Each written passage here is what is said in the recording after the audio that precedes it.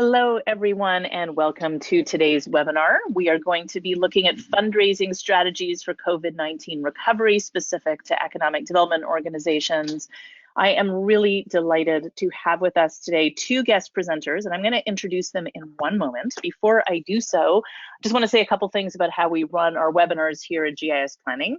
You will notice that you are muted. However, we do welcome and encourage any questions or comments that you might have. You can put those in the questions field in the GoToWebinar panel on the right-hand side of your screen. And the other thing I just want to note before we get started is that you will get a link to the video recording of this webinar in your email inbox by tomorrow. So feel free to share that with colleagues or review at your convenience. You will also have contact information for our guests today, and they have thoughtfully provided a link that I will be sharing with you to their slide deck. So all of that will be available to you. And with that, I would like to welcome to today's guest presenters. We've got Mark Bergethon, who's a capital campaign specialist with Convergent Nonprofit Solutions. Hello, Mark. Hi, Alyssa. How are you? I'm very well. Thank you so much for being here today. And I want to also thank your colleague, Kristen Harper, the marketing director from Convergent. Hello, Kristen. Hello. We really appreciate. Thank you. Well, we are so happy to have you guys here. I know that as we deal with many of our clients and our friends in economic development, as we look to the road ahead when it comes to the recovery phase for COVID-19, there is definitely a lot of questions and concerns about funding.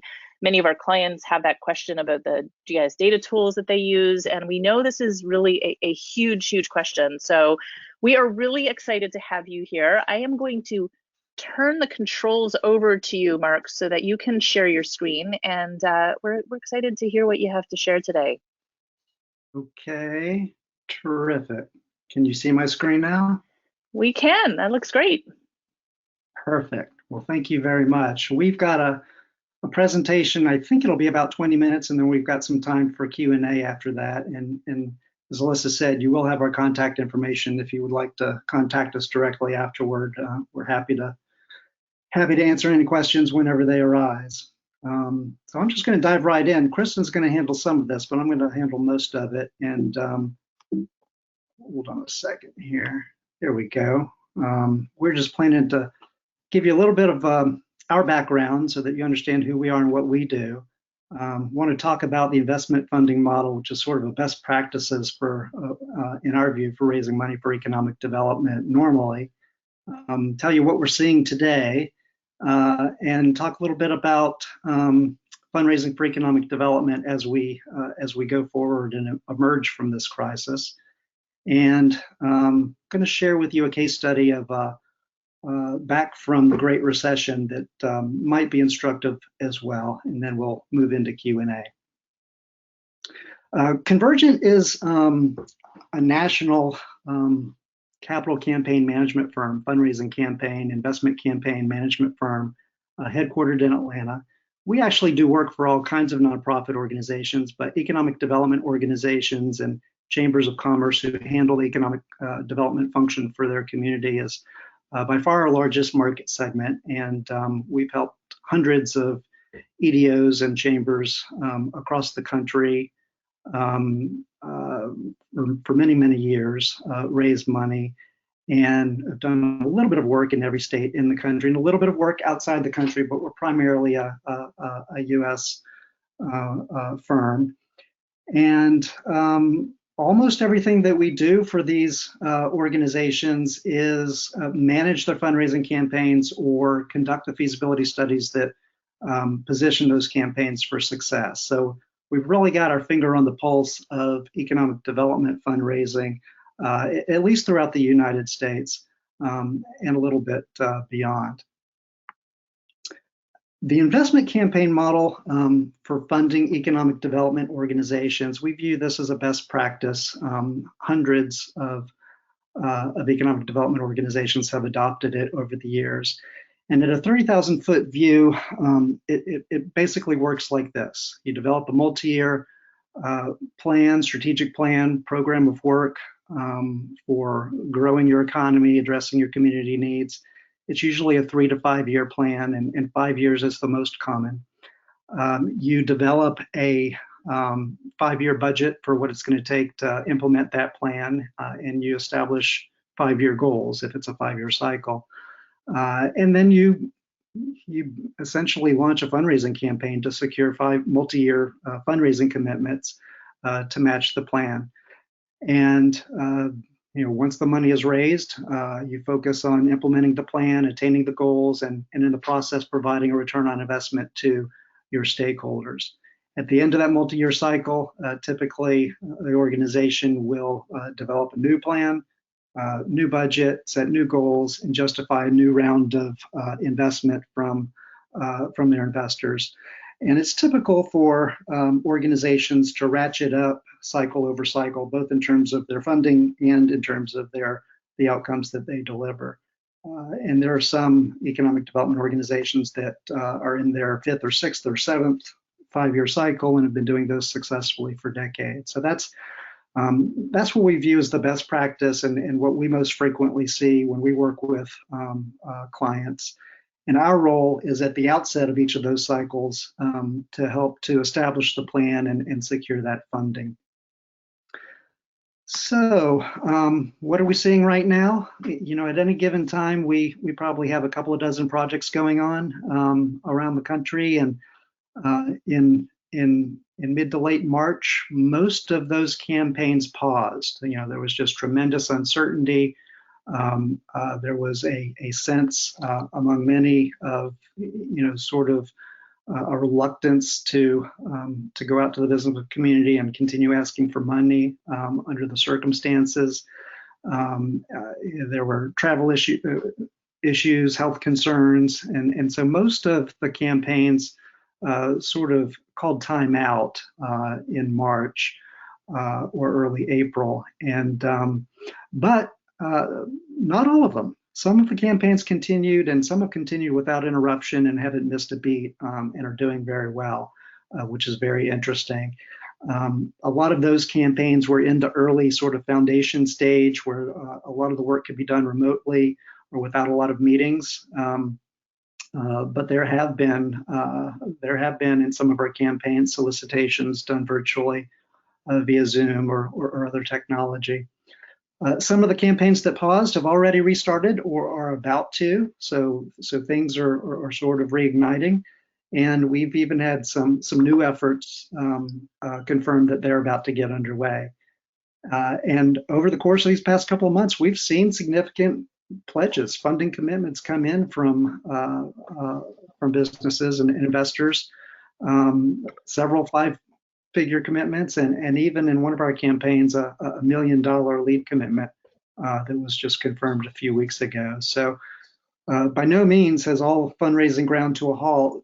There is still some fundraising going on and going on successfully, although it is substantially diminished. During this sort of timeout period, Kristen, our marketing director, has convened a number of roundtables so that we could sort of facilitate conversations beyond our client base. And I'm going to ask Kristen to step in and share some of what she's heard in those conversations. Yeah, thanks, Mark. We've had about 250 Chamber of Commerce and Economic Development executives join us. And it really, what we tried to do through these was just facilitate, as Mark said, peer-to-peer discussion. There were no presentations in the roundtable, so it was kind of just what's on your mind, what are your greatest challenges right now, what are solutions you're finding, please share. So we had some very good participation in those, and the biggest thing that we heard right away, I mean, really, we did the first one in the first April 3rd, I think was our first one, and it right away, just stepping up, your organizations, economic development organizations in general, stepping up. So how can we support our community and deliver value?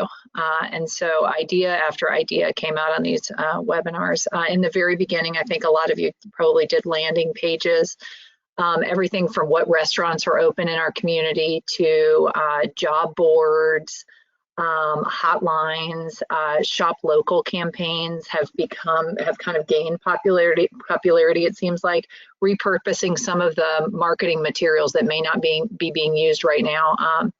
billboards and signage and that kind of thing, just to encourage shop local.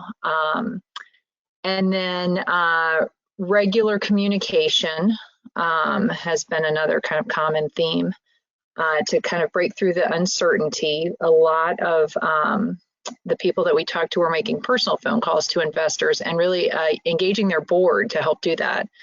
And actually, there were quite a few communities making personal phone calls to every business, or trying to go through that list to every small business, micro businesses, even everything. And then sending out regular emails, information stories, using video for that.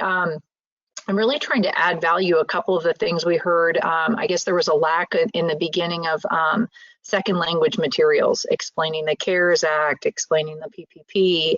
And so some communities took it upon themselves to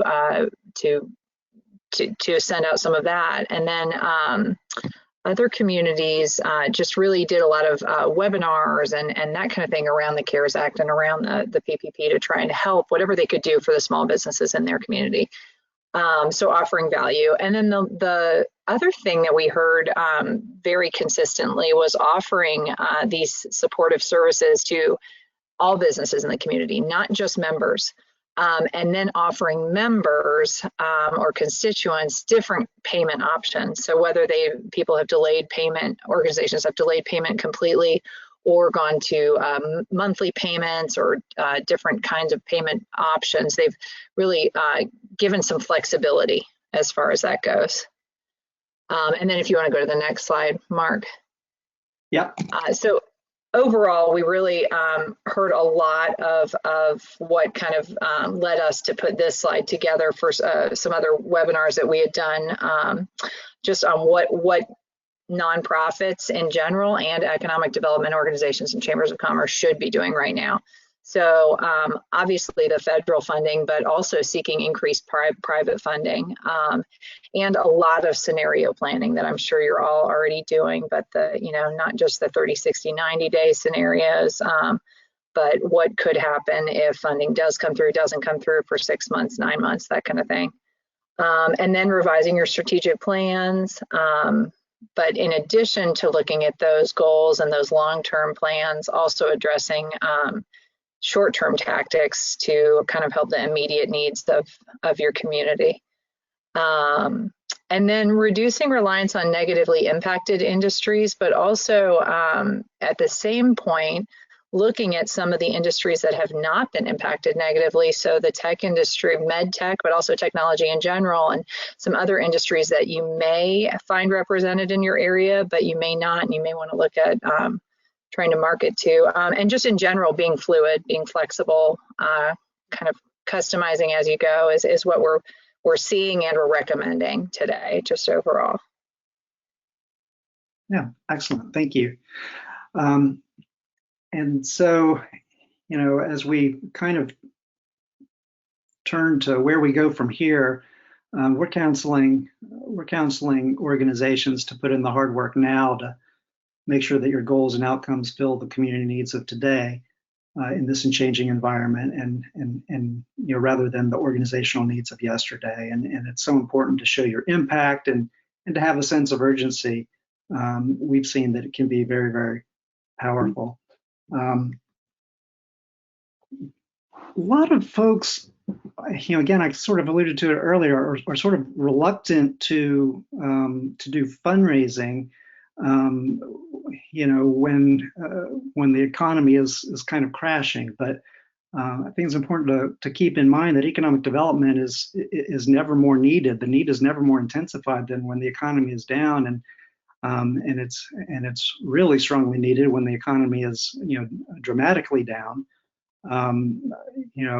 Good economic development will help businesses to survive and to thrive, and will strengthen the local economy just when it needs it the most, and will position communities to be relative winners as the recovery takes hold. And so it's our viewpoint that now's definitely not the time for economic developers to sit on the sideline. And it's important to remember when you're asking for money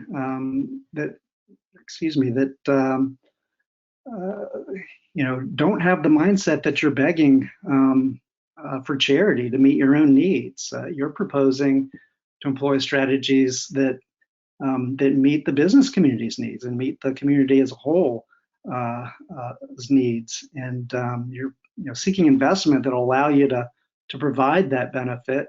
And you can't provide that benefit, you can't provide that value without the resources to do it. So I encourage you to think of yourselves as part of the solution. Don't wait, don't sit on the sideline, don't punt and call time out. This is when your community really needs you to step up. And because there's so much unknown, going to have to be flexible. There's no doubt about it, and maybe do things differently than you've done it in the past. And none of us know exactly what lies ahead, but we're just seeing a little bit already in our campaigns that there's a need to be a little more open to virtual interaction. Seeing a lot of group meetings, board meetings, campaign committee meetings being done virtually, and even prospect presentations and solicitations in many instances. That's certainly been the case the past couple of months. It remains to be seen how prevalent that is going forward, but we're going to have to be very open to that and figure out when it makes the most sense to do that. Assessing shorter funding cycles, we haven't really seen a hard shift on this yet, but we've heard some talk about it. I mentioned before that typical funding cycles are 3 to 5 years, and 5 years is most prevalent. Maybe it's time to start considering shorter funding cycles.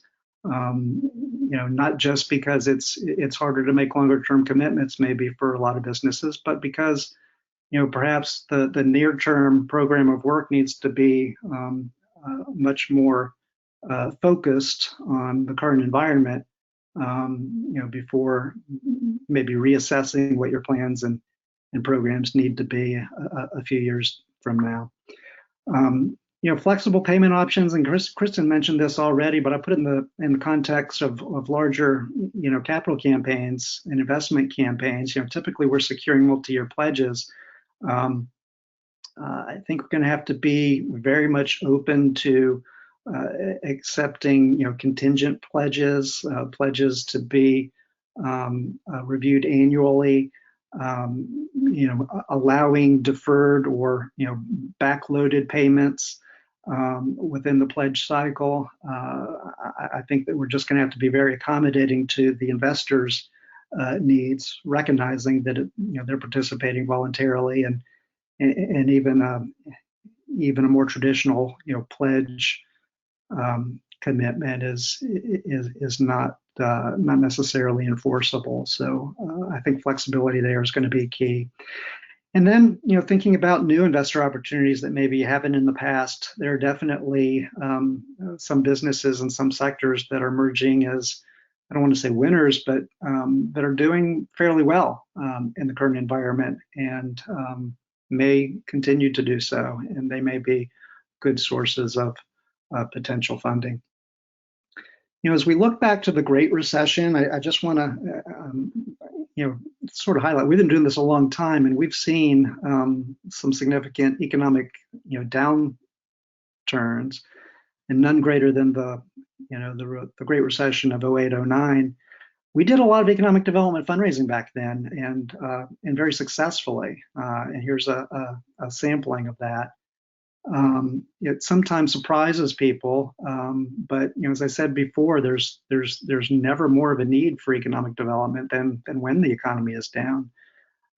It can sometimes be more difficult to raise money for economic development when growth is booming, and there's a sense of complacency, and folks wonder why they got to put money in for something that's happening already. So just a little perspective and context there. And I realize that the current situation is a little different because it's not just an economic downturn. There are the health implications and the changes in social dynamics. So there's certainly an added dimension of uncertainty this time around. But in terms of there being a sudden economic collapse that led to a very deep recession in the context of a lot of uncertainty, I think looking at this time period can be instructive. I just want to share one example, one of my favorites from that time period, and then we'll open it up for questions. Vermillion, South Dakota, community of 10,000, and half of those are students. It's a college town. The University of South Dakota is there. Our client was the Vermillion Area Chamber and Development Company. It was a combined Chamber of Commerce and Economic Development organization. They actually had never done a campaign before and had very limited economic development resources. They got a little bit of money from the city, and that was about it. And they hired us to conduct a feasibility study, which is sort of the due diligence planning phase before launching into a campaign. And they did that right before the bottom fell out with the financial meltdown. And as part of that study, we conduct interviews of business leaders, community leaders, potential funding sources. We spent about 3 weeks doing that. And our 3-week interview period just was right, it totally overlapped with that sort of really scary collapse time frame where the fear was palpable and the uncertainty was immense. I can remember being in the office of a business leader in Vermillion, conducting one of those interviews, and CNBC was on in the background, and you will recall that we were all glued to CNBC daily those days, and they were talking about another Great Depression, and we've kind of become inured to that kind of talk, because of the couple of years following that time period, and we hear a lot of it now. But I just remember, never before in my lifetime had that been discussed, in mainstream media. So national political figures so seriously, and so it was kind of a scary time. And we finished up our study. We presented the report. We were very cautious in our recommendations. We professed that we didn't know exactly what lay ahead, but that there was support for what they were proposing to do, and if they want to move forward, we'd be happy to help them. And I remember sitting in that room with those leaders, with their board of directors, and they had it would have been so easy for them to just shelve that campaign, postpone their plans, just kind of sit on the sidelines and see how things played out. But I can remember them really getting fired up. It was kind of inspiring, and they were talking about the need to take their destiny into their own hands, and that they couldn't rely on the global economy and the national economy, and they needed to focus on rebuilding their own local economy. And they pulled together, they greenlighted the campaign, and we charged forward. I remember a front page, top fold newspaper article that came out shortly after that said, something to the effect of community leaders think now is the best, not the worst time to raise money for growth. And everyone pulled together, charged forward, made it an urgent priority, and we ended up on a $1.5 million 5-year goal. We raised over $1.6 million. It was almost a doubling of their previous funding levels. And we got that campaign done in no time. These campaigns usually take 8-10 months, maybe sometimes more. And we were fully wrapped up in 6 months. It was just a great overall experience. I was very proud of that organization and that community. And so I think it's a great case study, and an encouraging note to end on as we consider where we go from here. And with that, I'll open up to questions. And here's our contact information if you prefer to ask something directly after this is over. Thank you, Mark. That's great. And that last case study really kind of drove home for us the importance of thinking about this now. I really appreciate that. I think it helps us kind of imagine how we might move forward to think about fundraising. We do have some questions that have come in. I will pass these over to you. Are you seeing more interest in fundraising campaigns focused on nearshoring from EDCs and funding sources? Is that something that's come up in terms of supply chain and thinking about that kind of regional procurement? Yeah, Yeah, so there's definitely a lot of talk of that. Not enough time has passed for that to really materialize. One of the things that we're counseling our economic development campaign clients, our current clients, to do is to revisit and revamp their proposed plan, taking into account, the dramatic changes that we're seeing. And I definitely think that there's going to be a big shift towards that. When we launched a lot of these campaigns, priority one was workforce development and finding workers, and most of the plan that we're raising money for was built around that. But I think that what you've just described is a great example of what we're going to see a lot more of. And so as we restart these campaigns, we are revisiting the actual substantive program of work, and encouraging our clients to consider pivoting to meet what the investors are going to value going forward. And we've got a process where we sort of take the temperature of existing and prospective investors on how they'd like to see that plan revised before we ask them for money. So that's real time, exactly what we're working on now. That our clients are pivoting for exactly that sort of those sort of strategies. Those shifts. Okay, interesting. We have a question about your case study. How long were the pledges for in Vermillion, South Dakota? Was it 1 year, 3 year, 5 year?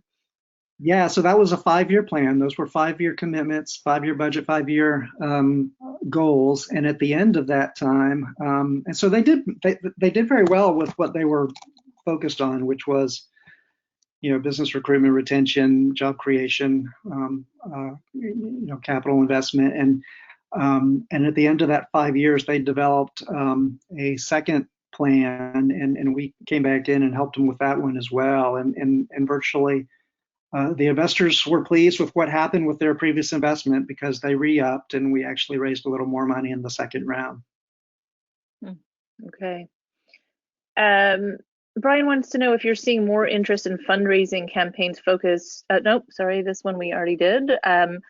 Do you think going forward, general fundraising campaigns such as Fund our 5-year strategic plan will be superseded by short-term or specific target campaigns, such as retrain our workforce? Yeah, we do.